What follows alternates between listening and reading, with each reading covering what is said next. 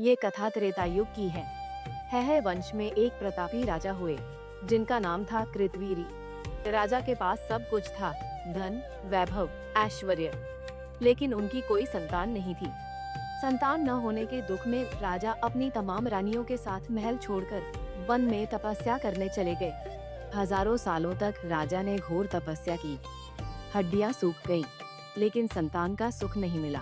राजा की दुर्दशा देखकर उनकी परम पतिव्रता पत्नी रानी पद्मिनी माता अनुसुईया की शरण में गईं। रानी ने रोते हुए कहा, माता, हमने हजारों साल तपस्या की, फिर भी भगवान विष्णु हमसे प्रसन्न नहीं हुए।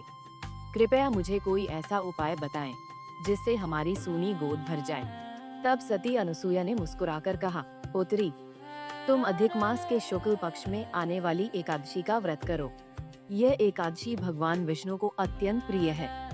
इसका विधि विधान से व्रत रखने पर नारायण तुम्हारी इच्छा अवश्य पूरी करेंगे। रानी पद्मिनी ने माता अनुसुईया के कहे अनुसार पूरी श्रद्धा, भक्ति और भूखे रहकर पद्मिनी एकादशी का महाव्रत किया। व्रत के प्रभाव से साक्षात भगवान विष्णु प्रकट हुए। नारायण ने प्रसन्न होकर कहा, हे देवी, मैं तुम्हारी भक्ति से अत्यंत प्रसन्न हूँ। मांगो, क्या वरदान मांगती हो? रानी ने कहा, प्रभु, मुझे और मेरे पति को एक ऐसा तेजस्वी पुत्र दीजिए जिसे देवता, मनुष्य या असुर कोई भी पराजित न कर सके। भगवान विष्णु ने तथास्तु कहा और कुछ समय बाद रानी पद्मिनी ने एक अत्यंत बलशाली पुत्र को जन्म दिया, जिसका नाम रखा गया कार्तवीर्य अर्जुन, जिन्हें हम सहस्रार्जुन के नाम से भी जानते हैं।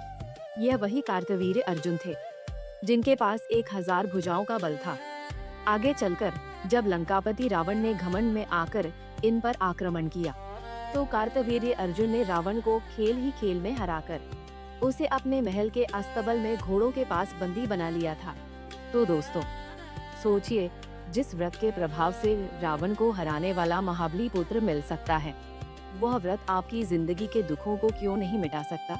कहते हैं, जो भी इस संपूर्ण कथा को पढ़ते या सुनते हैं, वे भी यश के भागी होकर विष्णु लोक को प्राप्त होते हैं।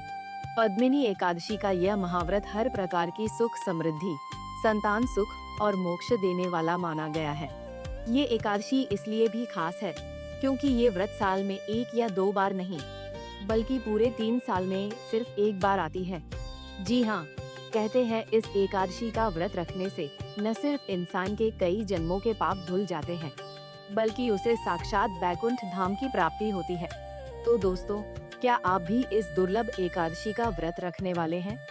हमें कमेंट में जरूर बताएं और कमेंट में जय श्री हरि विष्णु लिखना न भूलें। वीडियो पसंद आया हो तो लाइक और चैनल को सब्सक्राइब करना मत भूलिएगा।